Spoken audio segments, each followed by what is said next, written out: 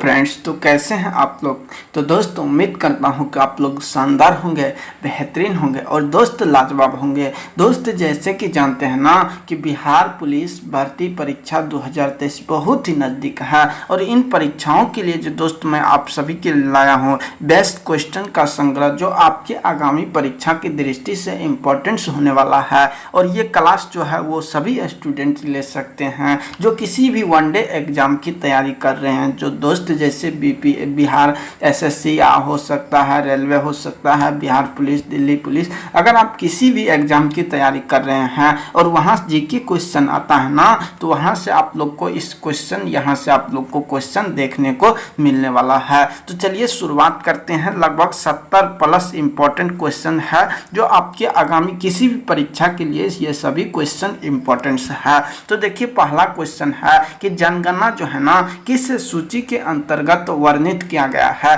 तो याद रखना कि जनगणना जो है ना ये संविधान के संघ सूची के अंतर्गत वर्णित है और इस संघ सूची पर जो है कौन कानून बनाता है, तो इस पर केंद्र सरकार कानून बनाता है।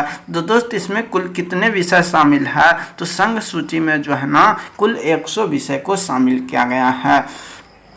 देखिए नेक्स्ट पॉइंट है कि भारत का संविधान भारत को किस रूप में वर्णित करता है। तो भारत को राज्यों के संघ के रूप में वर्णित करता है। किस रूप में? भारत को राज्यों के संघ के रूप में वर्णित करता है। नेक्स्ट पॉइंट है कि मछलियों के यकृत तेल में जो है ना किस विटामिन की प्रचुरता होती है। तो याद रखना इसमें विटामिन डी की प्रचुरता होती है। आइए नेक्स्ट क्वेश्चन देखते हैं। नेक्स्ट क्वेश्चन है कि जो है क्षुद्र ग्रह जो है ना किन दो ग्रहों के बीच पाई जाती है। तो याद रखना कि क्षुद्र ग्रह जो है ना ये मंगल और बृहस्पति के बीच पाई जाती है। किसके बीच दोस्त? मंगल और बृहस्पति के बीच पाई जाती है। चलिए नेक्स्ट क्वेश्चन की ओर बढ़ते हैं। क्वेश्चन है कि जो तुलबुल परियोजना है ना ये किस नदी पर स्थित है। तो याद रखना कि तुलबुल परियोजना जो है ना ये झेलम नदी पर स्थित है। किस नदी पे? झेलम नदी पर स्थित है, याद रखना है। अगला क्वेश्चन है कि बाबरनामा जो है ना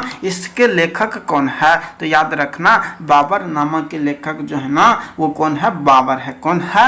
बाबर है। नेक्स्ट क्वेश्चन की ओर देखिए। क्वेश्चन है कि अंतर्राष्ट्रीय महिला दिवस जो है ना ये कब मनाया जाता है। तो अंतर्राष्ट्रीय महिला दिवस 8 मार्च को मनाया जाता है। कब मनाया जाता है? 8 मार्च को मनाया जाता है। अगला पॉइंट्स देखिए। अगला है कि प्रकाश वर्ष मात्रक है। तो ये प्रकाश वर्ष किसका मात्रक है? तो ये दूरी का मात्रक है। किसका है दोस्त? दूरी का मात्रक है। इंपॉर्टेंट क्वेश्चन है।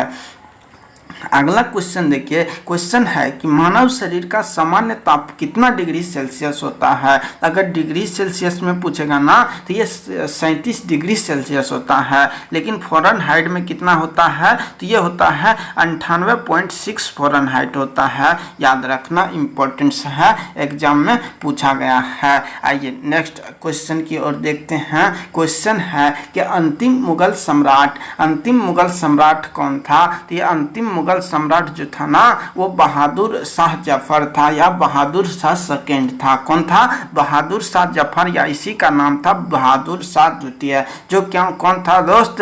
ये 1857 ईस्वी में जो क्रांति हुई थी ना 1857, तो इसी क्रांति में जो है ना दिल्ली से सैन्य नेतृत्व किसने किया था। तो ये बहादुर शाह जफर या बहादुर शाह सेकेंड ने किया था। आइए अगला पॉइंट्स देखिए ना। पॉइंट्स है कि राशियों की कुल संख्या कितनी है।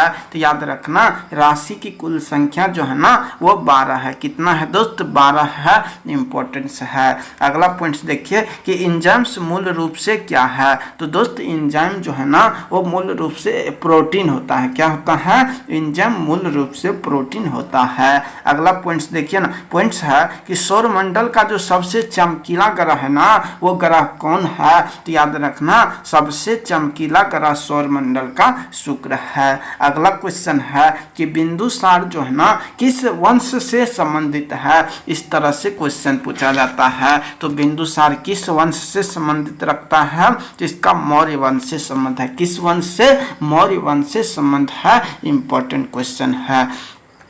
आइए नेक्स्ट क्वेश्चन की ओर चलते हैं। नेक्स्ट क्वेश्चन है कि लिंगराज मंदिर जो है ना ये किस राज्य में स्थित है? तो लिंगराज मंदिर उड़ीसा के भुवनेश्वर में स्थित है। कहाँ स्थित है? उड़ीसा के भुवनेश्वर में। ऑप्शन यानी कि आप लोग को भुवनेश्वर या उड़ीसा को याद रखना है। आइए अगला क्वेश्चन देखिए ना। क्वेश्चन है कि मकाऊ का जो मुद्रा है ना उसका नाम क्या है? तो मकाऊ देश जो है इसकी मुद्रा का नाम पूछा है ना, तो इसका नाम क्या है? पटाका है। क्या है दोस्त? पटाका है, याद रखना है, एग्जाम में पूछा गया क्वेश्चन है। आइए अगला क्वेश्चन देखिए ना। क्वेश्चन है कि सिनेमा का आविष्कार जो है ना ये किसने किया था? तो याद रखना कि सिनेमा का आविष्कार जो है ना निकोलस और जीन लुथिये ने किया था। किसने? निकोलस और जीन लुथिये के द्वारा किया गया था, याद रखना। अगला क्वेश्चन देखिए ना। क्वेश्चन है कि पृथ्वी का एकमात्र उपग्रह कौन सा है? तो पृथ्वी का जो एकमात्र उपग्रह है ना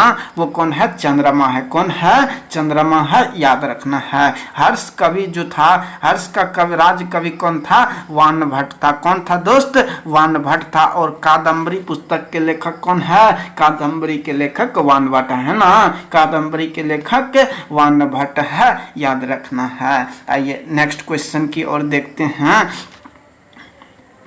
नेक्स्ट क्वेश्चन है कि हाइड्रोजन बम जो है ना इसका आविष्कारक कौन है? तो हाइड्रोजन बम का जो आविष्कारक है ना वो कौन है? एडवर्ड टेलर है। किसने किया था हाइड्रोजन बम का आविष्कार? एडवर्ड टेलर के द्वारा किया गया था। इंपॉर्टेंट क्वेश्चन है। चलिए अगला क्वेश्चन देखते हैं। अगला क्वेश्चन है कि विश्व स्वास्थ्य दिवस कब मनाया जाता है? तो दोस्त याद रखना कि विश्व स्वास्थ्य दिवस जो है ना ये 7 अप्रैल को मनाया जाता है। कब मनाया जाता है?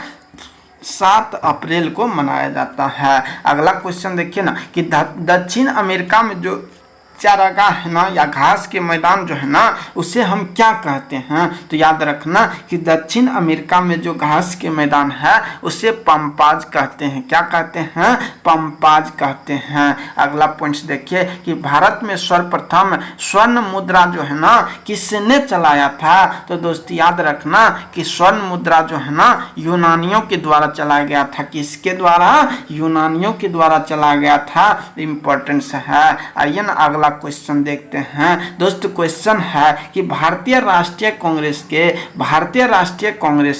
प्रथम मुस्लिम अध्यक्ष कौन थे? तो याद रखना कि प्रथम मुस्लिम अध्यक्ष जो था ना वो बदरुद्दीन तैयब थे। कौन थे? बदरुद्दीन तैयब जी थे। लेकिन पूछ लेगा ना कि प्रथम पारसी अध्यक्ष कौन था? तो प्रथम पारसी अध्यक्ष कौन था दोस्त? वो दादा भाई नौरोजी था। कौन था? दादा भाई नौरोजी था। अगर पूछ लेगा ना कि प्रथम अंग्रेज अध्यक्ष कौन था? तो जॉर्ज यूल था। कौन था? जॉर्ज यूल था। बोलो याद हो रहा है? याद हो रहा है एक बार कमेंट बॉक्स में लिख दीजिए। चलिए अगले क्वेश्चन की ओर देखते हैं ना।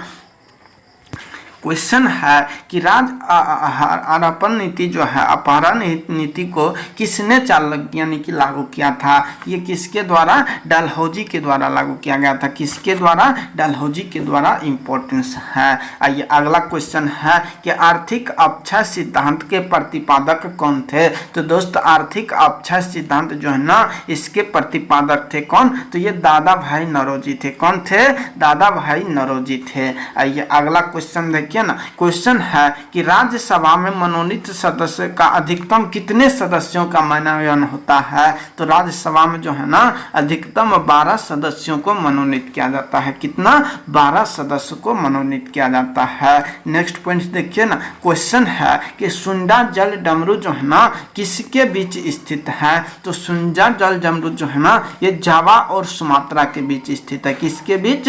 जावा और सुमात्रा के बीच स्थित है, याद रखना है।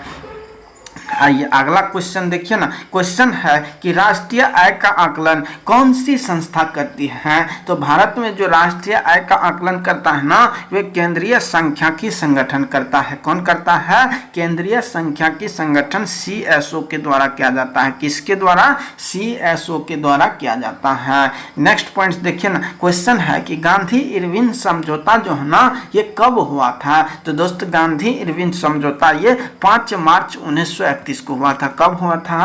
5 मार्च 1931 ईस्वी को गांधी और इरविन के बीच समझौता हुआ था। अगला क्वेश्चन देखिए, क्वेश्चन है कि विश्व बैंक का मुख्यालय जो है ना ये कहाँ स्थित है? तो दोस्तों वर्ल्ड बैंक का मुख्यालय जो है ना वाशिंगटन डीसी में स्थित है। कहाँ स्थित है? वाशिंगटन डीसी, जो अमेरिका की राजधानी है। ये किस नदी के किनारे स्थित है? तो ये पोटामेक नदी के किनारे स्थित है। किस नदी के? पोटामेक नदी के किनारे स्थित है।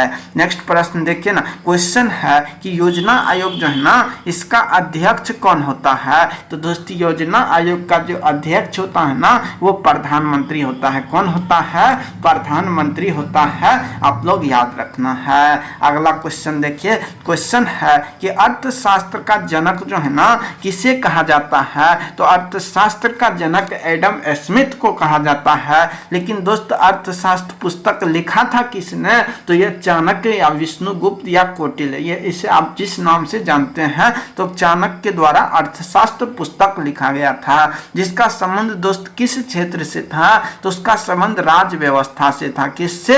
राज्य व्यवस्था से था। जो चाणक्य ने अर्थशास्त्र लिखा था उसका संबंध राज्य व्यवस्था से था। लेकिन अर्थशास्त्र का जनक किसे कहा जाता है? एडम स्मिथ को कहा जाता है, याद रखना है। तो दोस्तों ये रहा कुछ इंपॉर्टेंट और बेहतरीन क्वेश्चन जो मैंने आपको 35 प्लस क्वेश्चन कराए हैं, जो आपके किसी भी अगर आप वनडे एग्जाम देते हैं तो 10 मिनट में आपका जो 35 क्वेश्चन रिवीजन हो चुका है। तो ये सारे क्वेश्चन इंपॉर्टेंट और बेहतरीन था। दोस्त कैसा लगा आप कमेंट बॉक्स में जरूर बताना।